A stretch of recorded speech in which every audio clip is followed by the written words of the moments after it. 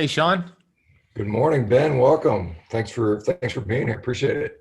Oh, I'm grateful for the opportunity. I love what you're doing and your community is awesome. So thanks for the invite. Well, likewise, we a lot of people have said some great things about what you're doing as well. So let me just quick question: Where are you located, Ben? Beautiful Miami Beach, Florida. Oh, nice. Yeah, Miami. I'm going to be there in October, so I really enjoy Miami. It's a really pretty place, and Oh, obviously, sweet. Are you coming for a conference or just no, pleasure? I'm just coming for my son has uh, a school vacation, and so we're going to use that time going out of Miami. We're moving up to the Pacific Northwest, where it'll be cold and rainy at that time. So I'm sure we want to get the heck out and enjoy some sunshine. I'm in Southern California right now, in Laguna Beach, and we're going to miss the beach, I'm sure. But anyway, well, do me a favor if you don't mind, for those that aren't familiar with you, and I know many people are, but for those that aren't, and the people might be listening, can you give us a little history on you, a little background? Oh, absolutely. Yeah. So my background is I'm somebody who was obese for most of my life, born and raised here in Miami, Florida. Parents immigrated here from the Middle East. They're from Iran. I was born here and I followed a standard American diet. So processed foods, alcohol when I was an adult, sugar, addiction to video games, drugs. And I lived a very unhealthy lifestyle growing up. And that showed with my physical appearance being physically obese, but also mentally obese. I had really bad thoughts to the point where I found myself at the age of 24 years old back in 2008 being somebody who was 250 pounds obese, but also suicidal. I wanted to give up on life. And I attempted that by looking for ways to end my life. But thank God I kept thinking about my mom, which stopped me from pursuing that. So I knew I had to get my act together. So I started to read books. And what the books did for me, more importantly than anything else, was it helped me take ownership and responsibility. And I believe that word responsibility is so important. Our ability to respond to life is responsibility. So up until that point, my ability to respond to life was really poor. I was playing the victim card. I was blaming my genetics, my slow metabolism, my enabling family members, but I took ownership and responsibility and I started to focus on my health. And fast forward 9 months from that decision to take ownership, I lost 80 pounds. I went from 250 pounds down to 170, went from 34% body fat down to 6% body fat. So completely transformed my physical appearance. But more importantly, I believe I changed my mental capacity and I achieved a mental six pack. And that's what got me started in the health space. 2008, 2009, I became a personal trainer, opened up a CrossFit gym, sold a CrossFit gym, and then I started to explore how health works at the cellular level. And that's where I got into keto and fasting and carnivore in 2013. So I love the space. I think it's so important to understand how to apply these tools. And when we start to apply them, the body will heal. And I've seen that with myself. So now I'm the founder of Keto Camp. We are on a mission to educate and to inspire 1 billion people to help them understand how incredible their body is, capable of healing. And we do that through YouTube, books, podcasts, and conversations like this, Sean. I really appreciate that term, mental obesity. I don't think I've ever heard that. I don't know if that's something you came up with, but I think that's a brilliant a way to look at things. And I mean, obviously, maybe your brain isn't, well, your brain already is fat, but I mean, it's not, your brain doesn't shape it. I mean, the way you think and the way you process things. And I like the concept, the subsequent concept as a mental six pack. So I want to just, let me ask you about that a little more, because I think there's such a huge opportunity for, we see mental health disorders, particularly depression, anxiety, bipolar disorder, post-traumatic stress disorder, ADHD, on and on and on. I believe these things have a very, very significant, or they're significantly impacted by nutrition and diet. I think that is absolutely being shown over and over again. It seems to be largely discounted or ignored in lieu of, here, this pill or that pill. And I think it's a huge detriment. But let's just dwell upon that, because, going from suicidal to inspiring and helping people is a big transition. And you probably are describing millions of people that were in your situation, where maybe they're not frankly suicidal, but they're not unhappy. They're very unhappy, and they're not happy with where they are, and they're frustrated. But talk a little bit more about the evolution of the mental side of this, because I think that's an interesting point. And then we'll talk about some of the cellular stuff, because I think that's fascinating as well. Yeah, I love that you wanted to start there, Sean, for sure. I actually love speaking about mindset, self-development, just as much as I love speaking about health, maybe even a little bit more. It's my little secret. So yes, the thoughts that we think are so powerful. I believe our mentality creates our reality. And that we think about 60,000 thoughts every single day. And most of those thoughts are just on autopilot, these learned behaviors that we've adopted through pretty much the first 7 years of our life. So out of those 60,000 thoughts that we're thinking each day, about 90% of them are the same thoughts from the day before. And they're typically negative thoughts, especially if you're associating with people who are negative and gossiping or watching mainstream news, et cetera. You're going to be thinking negative thoughts. And being in that fearful state, it's not healthy. It's not healing to the body. It's this chronic fight or flight state.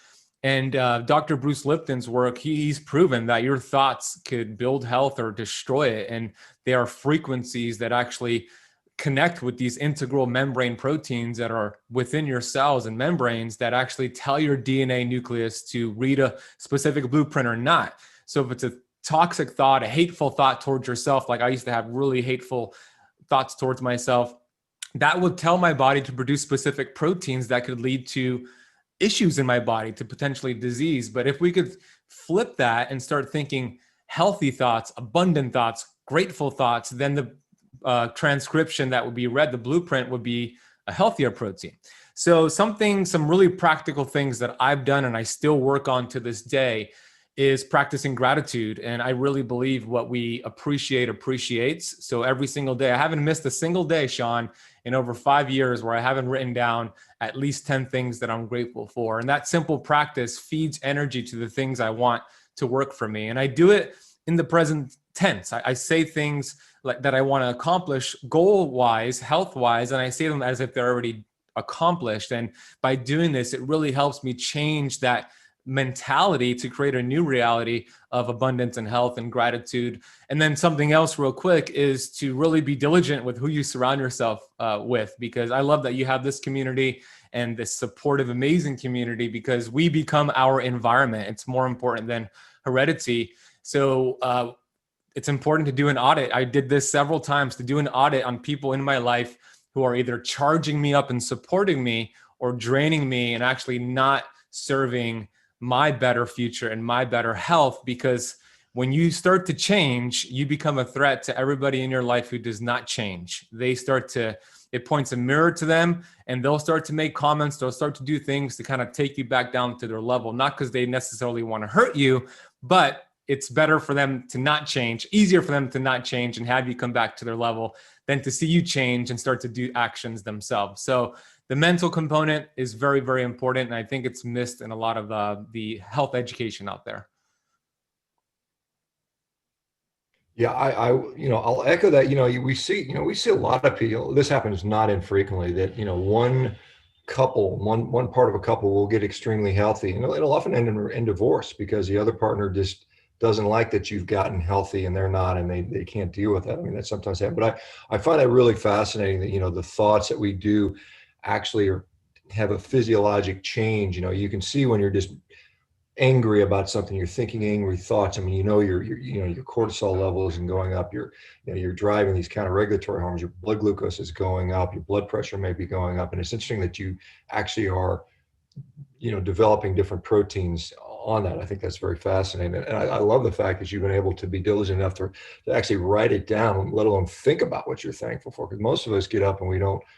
Gosh, I've got a roof over my head. I've got a family that's really, a healthy family. I've got food. I mean, gosh, it's, some of us that have had the actual fortune to go to different parts of the world will see that, even the basics are not something that many people in the world still have. I mean, you go to, when I was in Afghanistan, there's people that don't have shoes, that walk 100 miles to get medical care. They live in caves. I mean, it's just crazy stuff. And you go to Africa and you see how some of these people live. And I've had the fortune to see that over the world. So that's a great thing. And I think that the mental side of it, and you are right. The community is, I found it to be, when people ask me about supplementation, I say the biggest supplement in my view is going to be support. You just need a supportive environment. If you can vitamin support or whatever, that really is helpful, because, as you as you said, if you've got a lot of people that are negative or no, it's not going to work, or naysaying all the time, your success rate is going to be a lot lower. And I think the supportive environment definitely helps. Let me go into some of the cellular stuff, because I know you do a lot of work in that regard. And I see you've got an impressive library behind you there of all the books you've kind of looked into. But what are some of the things that maybe most people aren't aware of maybe on a cellular level that's important? And the problem, I think sometimes it's hard to make that actionable, because it's like some of these cellular mechanisms are like, okay, but what does that really mean? I mean, how do I do anything about it? And but let's start there and see what you want to talk about.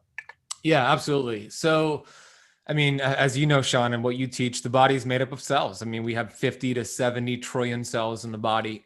Once I started to understand health from this lens, it made all the difference for me, because when I lost my initial weight back in 2008, 2009, yes, I was fit, but I was one of those fit, sick people. I wasn't really healthy, although I had a physical six pack. So it took me several years. It wasn't until 2013 that I started to get into how the body works from a cellular level. And that's where ketones came into play, carnivore, fasting, etc. So I have an illustration here that I always show. This is a cell. There's 50 to 70 trillion cells in the body. And every cell has this lipid bilayer around it, the cell membrane. And it was once thought that the intelligence of the cell was the DNA nucleus. But again, back to Dr. Bruce Lipton's work, he's proven that it's actually the cell membrane that is the intelligence of the cell. And the cell membrane communicates with the DNA to read a blueprint or to not read that blueprint, which is really fascinating. So that is a lipid bilayer, which is made up of lipids, fat. And within every cell are these integral membrane proteins. These, I call them receptor sites, kind of like cell phone antenna signals. They're receiving signals from hormones, nutrients, oxygen, and even our thoughts, to the earlier point. Now, every cell has the mitochondria, the ATP. It's doing a specific job, producing energy, detoxing the cellular smoke, if you will, that's produced. But the problem here with a lot of people that are dealing with a specific symptom or condition or disease, the number one cause of it is inflammation. But when I say inflammation, I'm referring to cell membrane inflammation. When we have cell membrane inflammation, too much cell membrane inflammation, all of a sudden the cells are producing energy. So cells produce energy. Like if I burn firewood here, I would produce energy and smoke. Cells produce energy and it produces toxins. If there's inflammation around the membrane, the toxins can't get out. So the bad stuff can't get out, but also the good stuff can't get in as efficiently as it should. So fat burning hormones can't do their job as good, AKA weight loss resistance. Nutrients, right? All the supplements in the world can't do it. You don't feel anything if it's not getting into the cells. Oxygen, etc., and thoughts as well. So what we want to do is identify areas in your life that are causing cellular inflammation. Of course, sugar, cellular inflammation, eating every 2 to 3 hours, cellular inflammation, not getting enough sleep, cellular inflammation. So when we think about keto, ketosis, intermittent fasting, block fasting, carnivore, these are some of the best tools that we have, ancient healing strategies, if you will, to help the body down-regulate inflammation. So now this orchestra within the body, the hormones, can now do an efficient job. Because if there's inflammation, it's like me having my fingers in my ears and Sean, you're screaming at me, but I can't hear you. You're going to be frustrated. I'm going to be frustrated. So we need to remove the fingers, remove that blockage, and allow the body to do its thing. So I know that's a little bit more simply said than done, but you're in the right community, because carnivore is one of the best tools out there to actually help your body accomplish this. What do you think about the role of caloric excess in driving perhaps insulin? We know that adiposity, excess body fat, however you get there, and certainly you can eat more than you need to get there. That drives an inflammatory cascade, inflammatory cytokines, and so on and so forth. So what are your thoughts around that? And some of the thoughts around keto or carnivore has to do a lot with satiety. It's just like, look, I'm not hungry, and so.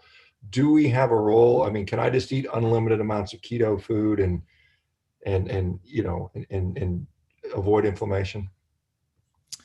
It's a good question. Well, when we say keto food, as you know, not all keto foods are healthy, right? Because there are a whole list, and you talk about it often, Shawn, a whole list of inflammatory keto foods like vegetable oils, industrial seed oils. So if we're talking about clean, stable fats on keto, your body will, well, first of all, eating healthy fat and protein will activate different hormones and chemicals. So it's almost hard to overeat versus sugar and carbohydrates. But let's say you are in a surplus of fat. You're having, for example, I'm having a little bit of some coffee. There's a little bit of some ghee in here. So there's some fat in my coffee. My body does need to burn this fat before it goes to my body fat. So if one of your goals is to actually burn body fat, if you have extra body fat, then maybe we shouldn't have this surplus of fat, caloric fat, because your body does need to burn that before it taps into your body fat stores. But the question was, will that create inflammation in the body? I don't know, Shawn. I think there is a period of time, and you could chime in after I say this, but I think there is a benefit from having some days where you are in a caloric surplus. It's like kind of a change to the routine, kind of like when you go to the gym and you want to mix up the workouts. I think it's great to have some days where you're in this surplus, remind the body in a way that it's not starving, and then go back to your regular routine. I like the mixing up. I'm a big fan of that. So I want to hear your thoughts, Shawn. What do you think about that? Yeah, I think that certainly, there's going to be days we're going to eat more than others. I mean, that's just. I mean, I think it's almost unavoidable unless you're kind of a robot. I mean, there's days where I'll eat 7,000 calories, and there's days I'll eat 3,000 calories. I mean, 3,000 calories for me is a light day. I'm 250 pounds, but in not an obese way. But it's something that I think, if we are accumulating excess body fat, then whatever we're doing then we're doing the wrong thing. I think that's, and I think I saw a nice discussion around driving of cancer, and perhaps whatever makes us fat is also, makes us grow is going to make cancer grow. And so if you're growing, and I think there's nuance. I think if you're growing muscle and you can manage to do that, and that's going to require a lot of work and effort. I mean, muscle just doesn't grow by you sitting there typically. I mean, to some degree, there's a mild amount, but not without putting in a lot of effort do you typically grow. So I think there is, there's room for caloric variation day to day. There's room for, I one of the strategies I've often employed when I want to get leaner is I'll cycle fat in, because I think fat is still very essential. I mean, it's just what that amount is. It's going to vary from person to person. And there's some people, that argue, and there's people in this community that argue for cycling in, non-carnivore based foods. And maybe they have some fruit and berry here and there, and for them it works. So I think there is some certain benefit to that for many people. And I think that's something that we still are figuring out. And I don't know that this is the interesting thing, because, you'll have people that are just, within this community, they are strictly carnivore. They're not going to eat anything else, and they're happy and they do great and they don't have problems. And for them, it's like, this is the greatest thing in the world. And then there's other people where they maybe don't do quite as well, and they find this, and then of course there's the people like the mentally obese, the food addicts that are like, man, if I try to introduce other food, it's a disaster for me. So I don't know that we know yet. I'm hoping to figure that out. There's some things we're going to start employing that hopefully will lead us there. But so the lipid bilayer, the phospholipid bilayer, we've known about that forever, right? We've got all these different transporters, and you talk about antennas, which I think is a good analogy for that. But we see things with insulin resistance and maybe thyroid hormone resistance and androgen resistance, and all the hormones you can have a receptor, all of them that have a receptor, whether it's intracellular or extracellular. Some of the receptors are, basically in the nucleus, or the nucleus rather. But that varies a lot. But let me ask you a little bit about ketones specifically, because there's a lot of research now showing that ketones have a specific absolute benefit on so many functions, whether it's mental functions, heart function, so on and so forth, and yet so many people vilify it. So why do we see the dichotomy of ketones are bad for you, and it's not just the confusion of ketoacidosis. I know that's third grade level stuff, but there's some people that still think that ketones or being in ketosis for a long period of time is awful. Why do we see that? Well, when you say long period of time, what would you define for that? I'd say, 6 months or something like that. And again, unless you're walking around with a continuous ketone monitor, which I don't think we really have, anybody has one. It might be one you could do, but we don't know. I mean, we assume that people are frequently in ketosis, but I don't know what's happening in the middle of the night, what's happening right after a meal, what's happening after intense exercise. We see differential, and and to be fair, as you know, ketones are never zero. I mean, there's always going to be a background amount of some. So it's kind of where you draw that cutoff. Finney and Volek initially defined ketosis as 0.5 millimolar, and then they kind of walked that back to, well, based on their Verta Health data, maybe it's 0.3. And so, let's just say let's say months and months on end.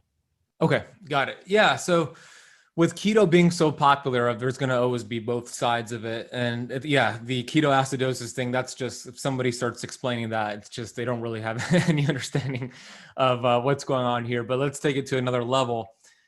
Ketones, they're signaling molecules, right? They signal to your cells to do specific things. And when we look at a cell that is burning glucose versus a cell that is burning fat and producing ketones, we see two different things. The cell that's burning glucose creates a lot of that cellular smoke, these toxins, versus the cell that's burning fat. So less byproducts are created when the cell is burning ketones. So it's a cleaner source of fuel. The simple analogy that I always give is a cell that's burning glucose is similar to a Mack truck with all the smoke being blasted out of the exhaust pipe. The cell that's burning ketones, it's similar to a Tesla. So that Tesla is a cleaner source of energy versus the Mack truck. So what we can do is teach the body to burn fat by becoming fat adapted, by lowering the carbs, eating more protein and fat, and then eventually 8 to 12 weeks after become keto adapted, which is different than fat adapted. Keto adapted now means your cells and mitochondria are now more efficient and preferring to use ketones as an energy source. Now, how long is too long?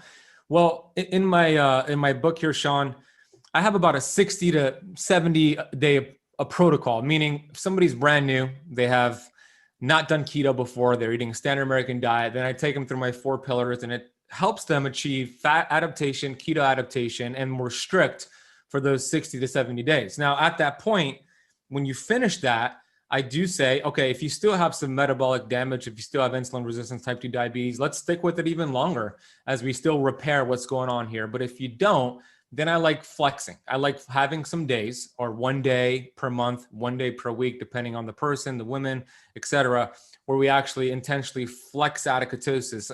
And I've seen that work tremendously for a lot of people. But to your point, somebody might be doing even better if they're just strict for a longer period of time. So I like the variation. It always goes back to me changing things up. So I like this keto flexing approach, especially for women, Shawn. I work with, I'm not sure if you're familiar with Dr. Mindy Peltz, Dr. Daniel Pompa, and a few other doctors. I work with a group of about 45 doctors. And collectively, through all of us, there's probably tens of thousands of patients that have gone through different keto, fasting, carnivore protocols. What we've seen for women specifically, primarily I should say for women, is that they benefit more by flexing in and out of ketosis, especially for women, for example, who have a monthly cycle. The 5 to 7 days before the monthly period are 2 examples, right? Or there's 1 example right there, because that's where the body is reducing estrogen and progesterone and having higher carb days for those 5 to 7 days, and intentionally getting out of ketosis can make these hormonal conversions and help them with their monthly cycle. So there's always going to be some specific situations here, and it's different for everybody with their unique health history. But all in all, Shawn, I'm a big fan of using keto and carnivore as a tool to reset the hormones, to reduce inflammation in the body, but then have some time where we're actually flexing out and then going back in. For me, that works. And for the majority of my community, it works.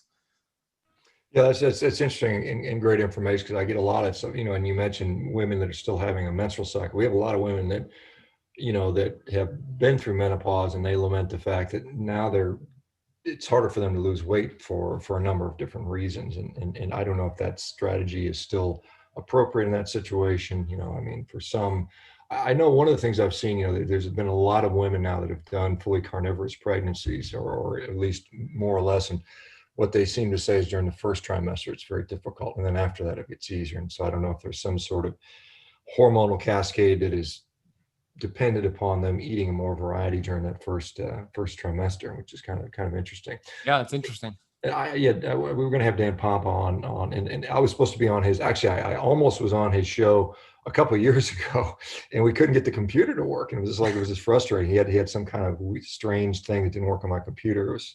I'll finally get to talk to him. So I'm looking Oh, that's forward going to to be that. great. So, I can't wait. I can't wait to see that. And by the way, I would love to bring you on my podcast and sure, interview you. absolutely, yeah, I'd be happy to do it. Yeah, Awesome. I do that several podcasts a week that are not mine, so I spend Awesome. a lot of time. So we'll do I'll that for reach out. We'll sure. set it up. I want to ask you about, let's talk about, you're talking about cycling in and out of ketosis. Do you find that there's a seasonal issue with that as well? I mean, some people will say, well, humans, back in times gone by, we would eat, berries during the late summer, early fall when we had access to them, and that would allow us to prepare like a bear, getting ready to hibernate going into winter when it was colder and perhaps we needed to be fatter. There's thoughts like, one of the things, you talk about being 6% body fat, and I've probably been as low as 8%, something like that as a 50-something-year-old guy. But I find that, you look better maybe, but you may not perform as good. So just having that 2 or 3% more body fat, you might perform. I'm stronger. I feel better. I perform better. And so what are your thoughts on seasonal cycling? I love the idea of seasonal cycling for sure. So if we're going to practice like a keto flex approach and do it seasonally, I didn't write about this in my book, but I'm kind of inspired to maybe add something when I do the revision. The best time to do it would be during the summer to flex out is what I mean, to have higher carbs. So when I say higher carbs, I'm not talking about 300 grams a day. I'm still low. It's still low carb compared to the standard American, 100 grams to 150 grams of quality carbs, preferably some of the berries, some of the fruits out there, maybe some other healthy non-starchy carbs. But yeah, you could do that during the summer. And then once fall, winter rolls around, then you're going to be more keto carnivore, do more fasting and go into that state, which kind of mimics what our ancestors went through. So I like that approach. I think it's a very valid approach and could get some benefits. One of the things that, I think we can sort of agree on is, a lot of the data we have, we don't really have a lot of data on really good data on healthy humans. I mean, we mostly have data on, standard American diet people for the last 50 years. And so that's a problem in trying to figure out what a healthy human should, because there's so few of us, few of them, I suppose. Dan was asking about flexing, dairy, particularly milk and some other dairy products have a significant amount of lactose or carbohydrate in that form. Is that a reasonable for some people that want to do it that way? Do you think dairy can be a way to bring up the carbohydrate content to flex out of ketosis? That could be a way to do it, although I'm not a big fan, Dana, of cow dairy, especially in high amounts. Maybe if it's like a goat dairy or a sheep dairy, I think that would be a safer choice. But yeah, there's different ways to flex out. Yes, you could do it with dairy. You could do it with dairy. You could also do it with just having a high protein day with no fasting and just be activating mTOR all day long and just being in a caloric surplus. That could be a way to flex out of ketosis. I know Becky, we just did an experiment. Becky, who's in your group here, she did, and maybe she could share. She did an experiment last Saturday, a few days ago, where I told her, hey, let's have like a whole bunch of protein on this day. I think she had like 125 grams or 140 grams of protein. Let's lower your fat below 30 grams and then I think she also lowered her carbs. And let's see if that creates enough gluconeogenesis to flex out of ketosis. And it did. It actually raised glucose, not to an amount that's too high, but it raised glucose enough to drop ketones and get her out. So that was one way to do it. And that could be actually a good way to do it if you are diabetic or insulin resistant, or if you have a sugar addiction, carb addiction, instead of bringing back those carbs, which might lead to another problem, you could do it with just more protein and more eating throughout that one flex day. So I know that was a long-winded answer to your question, Becky. The answer is yes, you could do it with dairy. I prefer sheep and goat if you're going to do dairy. Yeah, and I find that, the protein, leveraging protein to do that. I mean, as gluconeogenesis can be done through amino acids, glycerol, or even, lactate recycling or reshuttling can happen. But and it's kind of funny, a high protein day for Becky being 125 grams. I know she normally is taking around 50, 40, 50, 60, something like that. my bottom is usually like 300 grams a day. It's just, Wow. well, yeah, like I said, I'm putting away a lot of food typically, but so that's pretty interesting. Do you find so there is some talk about gluconeogenesis? As these people, I guess, maybe these people that are kind of followers of a guy named Ray Peat will talk about gluconeogenesis being harmful to the body, over the long term. Do you see any thoughts on that? Well, here's what I'm interested in seeing with when Becky does the second experiment, because now I asked her to do the same thing she did, but now have the same protein, but also bring up your fats. And I'm going to hypothesize and say that by her bringing up her fats and still keeping her carbs very low, that it will not kick her out of ketosis, because the fat will actually help prevent the gluconeogenesis from actually being enough to the point where it kicks her out of ketosis. I've seen that in the past. So she's going to be our guinea pig here. Now, gluconeogenesis long term, are you saying every single day for years, Shawn, or what do you mean by long term? Well, yeah, certainly, perhaps. I mean, like I said, if say you're eating, a large amount of protein every, a lot of, like, say, a lot of bodybuilders, you have bodybuilders that are routinely Got it. eating, 2 grams, 3 grams per kilo, maybe more, 4 or 5, and they do that every day. And they do it for, literally decades. Is that something that, I guess, is that protein? Because if you're giving and many of them are eating carbohydrates, so maybe that's not a fair comparison. So, Right. because they're gonna have access to glucose through carbohydrate metabolism, and maybe they don't. I would imagine there's gluconeogenesis is happening all the time. Regardless, it's not an on-off switch. Like, there's some going on all the time, and it's just going to be upregulated or downregulated a little bit. But let's just say your predominant source of glucose is going to be from, gluconeogenesis, and you do that chronically. Well, like I said, most people on a ketogenic diet, that's where their glucose is coming from. It has to, right? If you're not taking any significant source of carbohydrates for the most part, right? Got it. Yeah. So I understand your question now. Yeah. So I think long term, it does have a negative side effect. For example, when we think about the thyroid produces T4 hormone, which is the inactive form of thyroid. It needs to be converted to T3, which is the activated form. And what helps make that conversion is actually insulin, and of course the liver and some other processes in the body. So having chronically low levels of insulin and just not enough of the glucose and insulin to make those hormonal conversions long term, we've seen this actually create a dysfunction in that conversion, meaning the thyroid hormone could begin to dysfunction in that conversion, which can slow down fat loss, which can slow down energy production and just not feel as good. So that could be a long-term detriment to not having a flex day, a higher carb day. Again, you could do it with protein. You could do it with a higher protein day. But also, Shawn, I believe there needs to be a balance between mTOR and autophagy, right? And it's those two pathways that if we could, and it's a delicate balance that's so unique to the person, but getting enough mTOR could be so healing in spurts, but then not always being an mTOR. And I want to hear your thoughts, because I know you mentioned you have a lot of protein, but if you're always an mTOR, then you're not getting autophagy, which is the opposite, repair, regeneration. So I think there should be a proper balance of getting mTOR and then getting autophagy, because they kind of have this seesaw inverted relationship. So those are my thoughts on it. But what are your thoughts on it, Shawn? Well, regarding mTOR, as you mentioned, it's not an all or nothing situation. We hear about the negatives of stimulation of mTOR, but mTOR is critical for things like muscle protein synthesis. It doesn't happen without mTOR being plugged in. And there's actually studies being shown where they give rapamycin, which completely shuts down mTOR, and we end up with sarcopenic animals or humans. Yep. So that's not a good solution either. And so again, it's context dependent. So I think, like Jose Antonio and Stu Phillips and some of the other ones said, higher protein is fine in the context of resistance training or some sort of activity. And Good the other point. thing that we often see, to your point, is I may eat a lot of protein, but I'm not eating much. From a frequency standpoint, I might eat 1 or 2 meals a day. And so I have a long periods of time, 12, 16, 18 hours between meals. And so I think there's that balance being created by that. And that happens kind of instinctively for me. You look at, like I said, if we look at animals in the wild, and we'll look at carnivorous animals just because what they do. I mean, they'll eat a big meal and then they may not eat for a day or 2 days.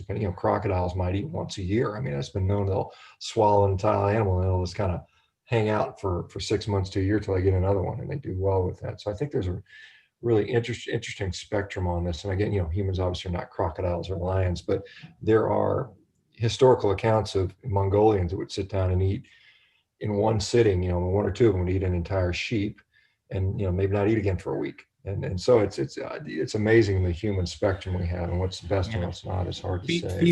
Feast famine cycles. I believe every single cell is hardwired for feast famine cycles, to your point. So that's exactly it. Well, we have to be. I mean, you think about it. I mean, we're not continuing, even the standard American diet, we're not continuously eating, although it seems like it. I mean, there's going to be periods where, we don't have it. I mean, I guess when we look at the digestion, if it's slowly being, distributed, we've got incoming nutrients. But I mean, there's sleep. I mean, you got to think about it. Everybody sleeps for the most part. There's at least a 6 to 8 hour period where you may not have constant nutrition. And so I think we ourselves have to be able to do that. So that is very interesting.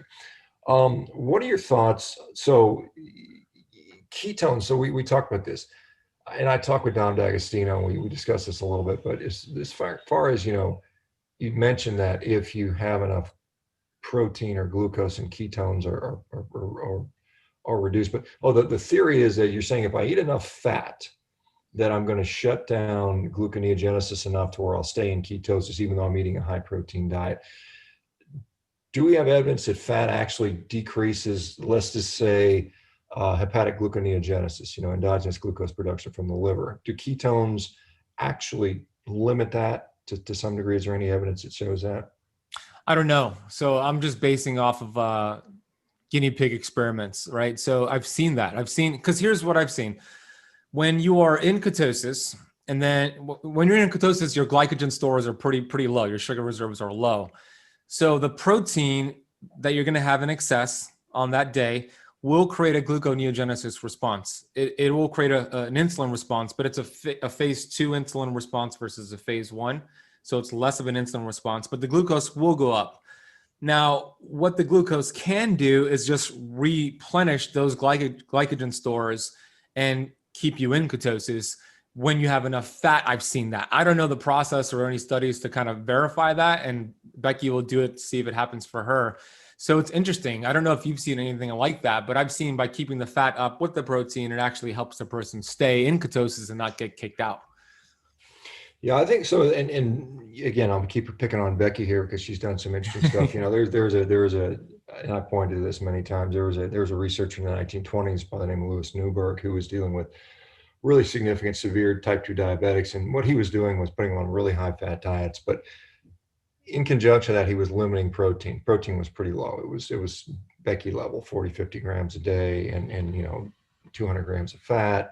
And they indeed had extremely low levels of glucose. I mean, fasting glucose was low, postprandial glucose was low. Presumably they had ketones. I think some of the studies actually showed, I think they could still test that even back as far as 1920. So, we know that, but then when we see an adequate, and so this may be interesting, if we see an adequate amount of protein, are we going to see, one of the things, Ted Naiman will talk about, fat actually does have an impact on glucose. And what it does is just prolongs the glucose spike. So whereas as we know, if we eat carbohydrates by itself, it's a rapid on and off, shoots up really high and then drops pretty rapidly. If you add fat to that, it's going to shoot up maybe not as high, but it's going to drag out for 2 or 3 times as long and come back to earth. And the area under the curve may even be more. So fat combined with carbohydrates may prolong their exposure to higher amounts of glucose. Same thing with protein to some degree. Protein by itself is going to be relatively quick, not as much as carb, but when you add fat to it, it's going to drag it out throughout the day. And so the question becomes, is the absolute peak of the spike more important, or is the area under the curve more important? I don't think we know the answer. I mean, maybe you have some insight on there. Do you think we know the answer to that? That's a great question. I don't know. I'd be curious to hear Ted Naiman's thoughts on that. So it's a fascinating area to dig into for sure. Yeah, maybe I'll see if I can reach out to Ted. I'm going to be up there in Ted's neck of the woods when I move in a couple of months, and I'll just go walk to his office and Yeah. Knock on put his him in, door and be like, put him in a chokehold and make him come on the podcast. Ted, come on here, man. Yeah, but I think that's fairly interesting. So let me ask you about a little bit about more about the community you have. What are, there's an evolution, like I said, you talked about the obese brain and the obese mindset and the addiction and the depression and the body composition that goes with that. And there's an evolution that comes along. So do you find a consistent, like what I find is a lot of people, they talk about, this really high fat approach works initially, and they find that they're satiated and they're not reaching for cupcakes and cookies now. And they're satisfied with steak with butter on top. And then they've dropped 50 pounds, they feel better, their inflammation goes away, but now they're stuck and they're still 40 pounds overweight. And then they're like, now they're frustrated. And then they're like, well, what can I do? So what is the natural evolution that you see in that? Say taking someone that's 70 pounds overweight and getting them down to that last 20 pounds. How do you start and how do you end up finishing off it?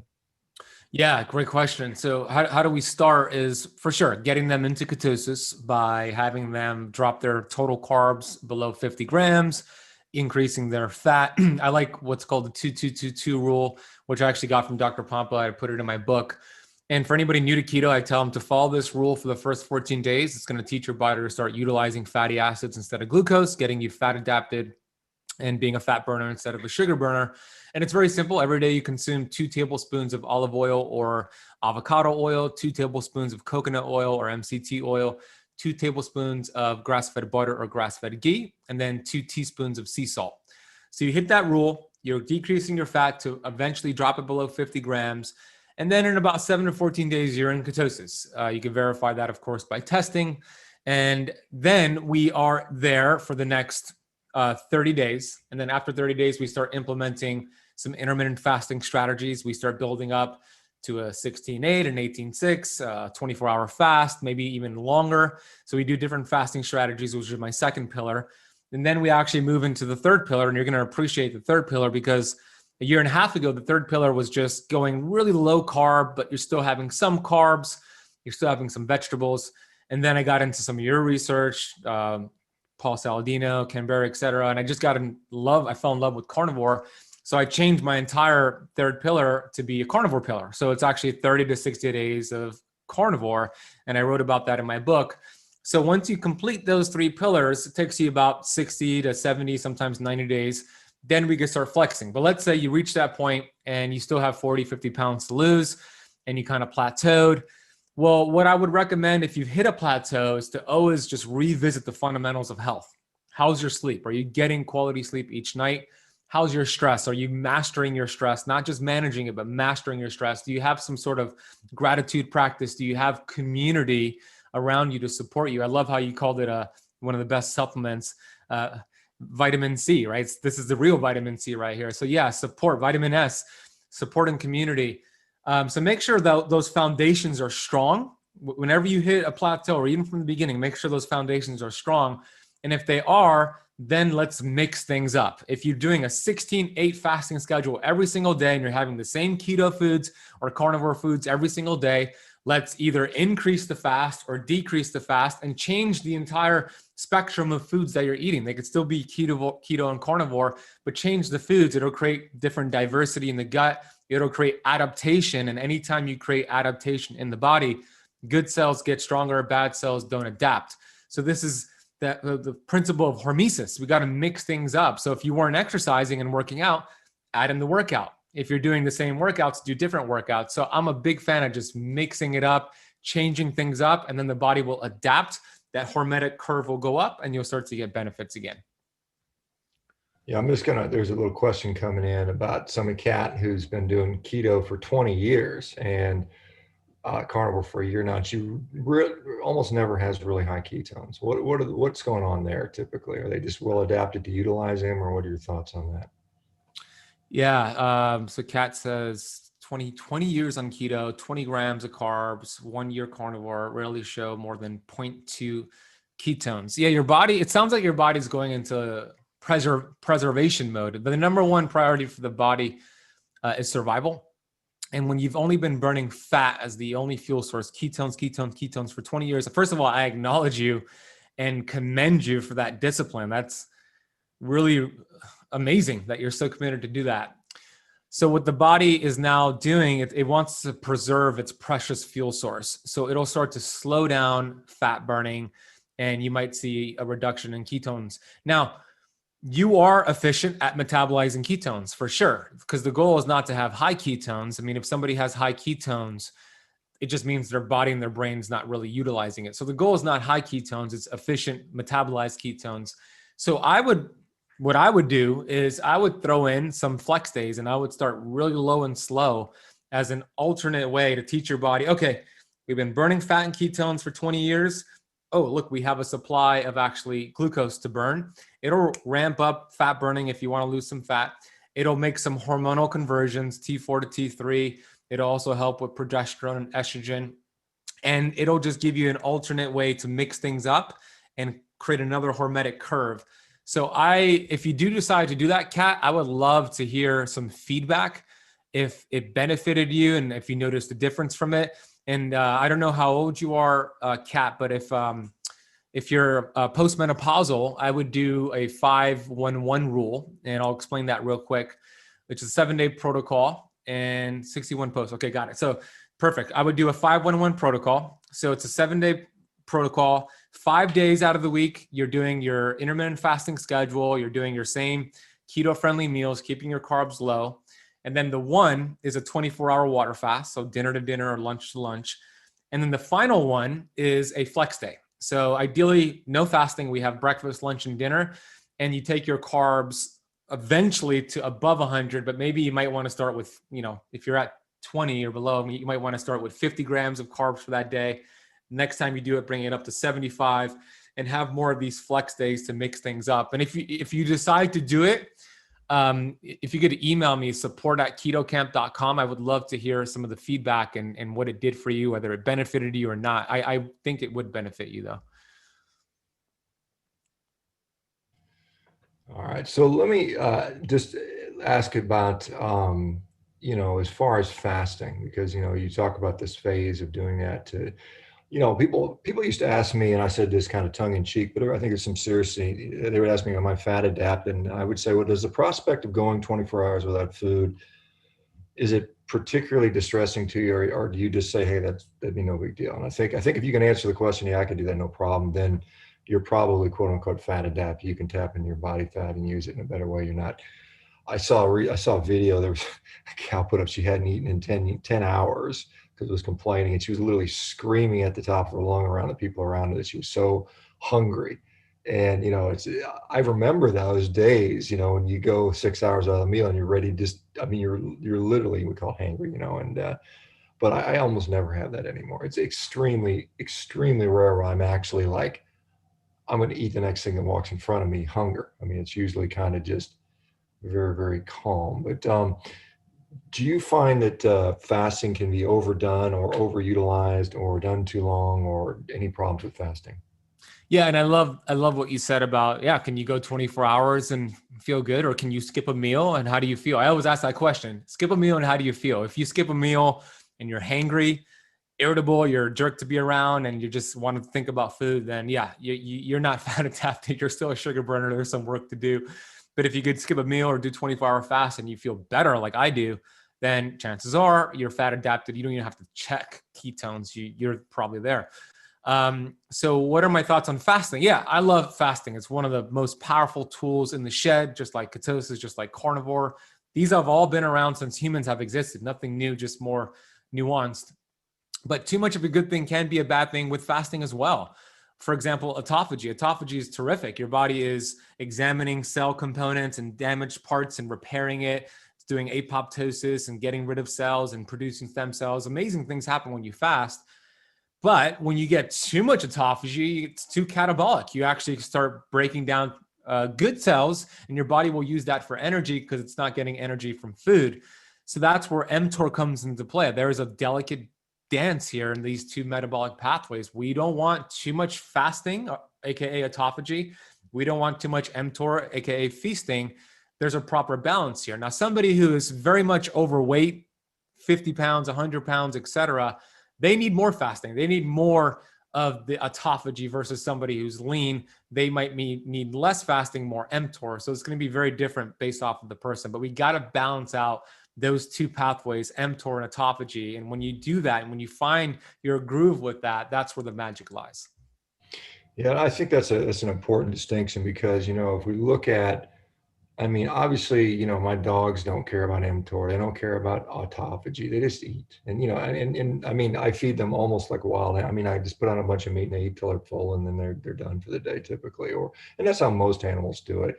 Humans have this unique situation where we have these people that are just disasters. I mean, they've eaten so much garbage and crap for decades. Of obese, they're mentally obese, they're inflamed, they're diabetic, they're pre-diabetic, they're whatever, insulin resistant, so on and so forth. And so we have this non-intuitive pattern. But I think once you get to a healthy weight, a healthy body composition, a healthy level of function, then it should almost be you don't have to think about these things, because you talk about the balance. And, like I find that's one of the things I talk about this carnivore diet is just, when do I eat? When you're hungry. When do I don't eat? When I'm not hungry. And it usually works out pretty well, and works out the better the farther you go, as far as, because a lot of us don't like to spend 12 hours a day thinking and planning and strategizing our normal bodily functions. I mean, if I had to think about how many times a day I have to go to the bathroom, I mean, you think about if you had to plan your bathroom schedule. I mean, there's some people that have ulcerative colitis or, things like that, and they've got to know where a bathroom is at all time. But in general, if I had to think about all these other bodily functions, it would drive me nuts. But food is just like anything else. I think eating is just a normal physiologic function, and we've just made it so complicated there. But do you agree that because we have so many people that are basically just disasters, I mean, they're broken, that we have to do these unnatural things, I suppose? Yeah, I mean, let's face it. I always say humans are the only species smart enough to create their own food and dumb enough to eat it. So we've done a lot of damage with these Franken foods. Our metabolism was broken, our leptin signaling and ghrelin, and our hormones are just off. So we need to go and balance that out with applying these ancient healing strategies. And that's why in the beginning, it's important to be strict. I think it's important before we start practicing flexing that we teach the body to burn fat. We become metabolically flexible. And then we get a point to a period of time where it becomes natural. Like Shawn, you're having your 16, 18 hours fast daily. You're having all your protein in a specific meal, and you're not really thinking about it. It's coming to you natural. Like it comes to, I do the same thing with my dog. He eats one time a day, primarily raw food. And he's good. He's not walking around, going to the refrigerator, opening up my cabinet, looking for food. I mean, he's just living his life. His innate intelligence is just doing its thing. So we want to activate that innate intelligence. And we do that by eliminating the processed foods. We do that by thinking better thoughts. We do that with community, and it'll take some time, but small tweaks lead to giant peaks. I really believe it's important to have big goals and a big vision, but it takes just small little action steps every single day. And we just want to beat yesterday. Do one action today that was better than what you did yesterday. Have better thoughts today that was better than you did yesterday. Help one person more today than you helped yesterday. Small keys will unlock big doors. And then eventually you'll become this person who's just metabolically flexible and free. And the shackles of what you put on you with the food being around and wanting to eat all the time is just gone. It's just an automatic thing that's gone. But it doesn't happen overnight. So I hope that encouraged you to just stick with it, and eventually you'll achieve that blissfulness, I call it. Very good. Well, Ben, we've almost filled out the hour, and I want to just give you the last few minutes to kind of remind folks how to get a hold of you, how to sort of follow more what you're doing. I know you have a community. Give you a chance to talk about that for the last couple of minutes, if you don't mind. Yeah, absolutely. Yeah, and it's good to see Tina on here too, who's also in my Keto Camp Academy community. Yeah, I would say the best place to start is if you are resonating with what I'm sharing, and if you want to get my book, Dr. Pump, I actually wrote the foreword. I'd love for you to get the book, and I see that Becky already put the link there. It's ketoflexbook.com. I'm really proud of the book. It is 311 pages of keto gold. Dr. Jason Fung has endorsed it, Dr. Benjamin Bickman, Dr. Mindy Peltz, Thomas DeLauer, and some other incredible people in the space. So that would be a great place to start. And then my YouTube channel is our biggest platform. We have 125,000 subscribers currently, and that's just Keto Camp with the K on YouTube. And then I'm all over any social media platform. Thank you, Becky, for posting that. And yeah, Shawn, I want to say thank you to you and your work. It's been tremendous and inspirational to me. I'll reach out to you so we could set up an interview. And when you're in Miami, love to get some carnivore meals at an Argentinian or Brazilian steakhouse here with you, brother. Oh, you're muted. You're muted. Yeah, wonderful. Yeah, yeah, awesome. I'll be, like I said, towards the end of October, I'll be out there, so we'll have to hook up. Yeah. Thanks, everybody. This has been great as usual. We'll see everybody back tomorrow. You guys have a great day and a good start of your week, and we'll see you guys later. Take care now. Bye, everybody. Bye-bye.